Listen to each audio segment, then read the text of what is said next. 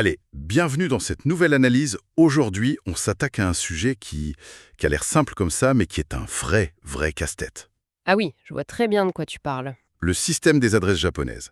On a des notes sous les yeux qui sont très claires, mais la première fois qu'on voit une adresse japonaise, on se dit « Mais il est où le nom de la rue? Comment on est censé trouver son chemin avec ça ?» C'est exactement ça. C'est l'impression que tout le monde a. On voit un mur de texte, on se sent complètement perdu. Mais c'est juste parce qu'on essaie de le lire avec notre propre logique. Il faut changer de perspective, en fait. Complètement. Le secret, c'est d'oublier la rue. Il faut penser en termes de zoom, un peu comme sur une carte satellite. Tu vois? Un zoom, j'aime bien l'idée. C'est-à-dire qu'on part du plus grand pour aller vers le plus petit.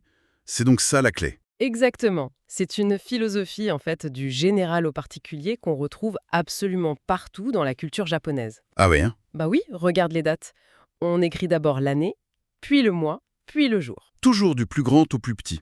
C'est vrai. C'est pareil pour les adresses. Ça vient de l'histoire des villes qui ne sont pas organisées autour de rues comme chez nous, mais de blocs, de quartiers.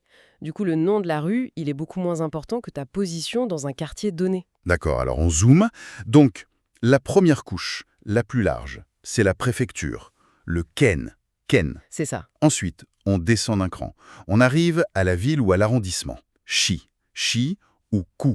Ku. Et après, Alors après, ça devient plus précis. On entre dans le quartier, machi, et puis on arrive à la partie la plus déroutante pour nous, une série de chiffres. Oui. Ce sont les numéros de blocs, chômets et de parcelles, banji.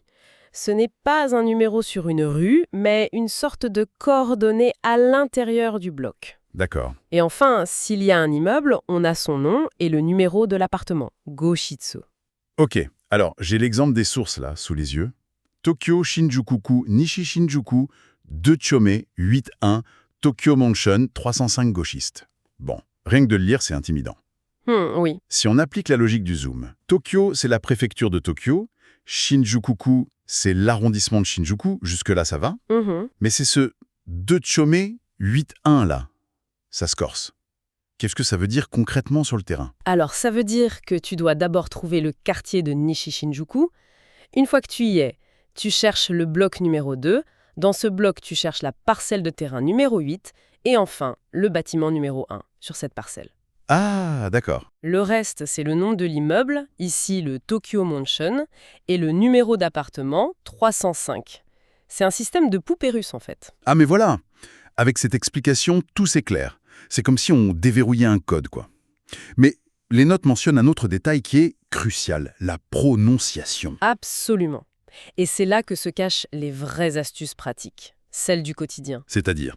Par exemple, pour le numéro de chambre 305, spontanément, on chercherait à dire 0, n'est-ce pas? Mhm. Mais à l'oral, le 0 se prononce très souvent maru, maru, Maru. oui, qui veut dire cercle. Donc, on ne dira pas san 0 go, mais san maru go goshitsu. San Marugo. C'est typiquement le genre de détail qui change absolument tout. On peut avoir la bonne adresse écrite, mais si on la prononce mal, personne ne nous comprendra. Je peux te le confirmer par expérience. Je me souviens de ma première fois, j'essayais de me faire livrer un repas. J'ai dit « trisero pranche » et j'ai eu un silence de mort au bout du fil. Ah, le classique. Voilà. Jusqu'à ce que quelqu'un me souffle gentiment de dire « san maru go ». Ça a tout débloqué. C'est cette petite clé culturelle qui fait toute la différence.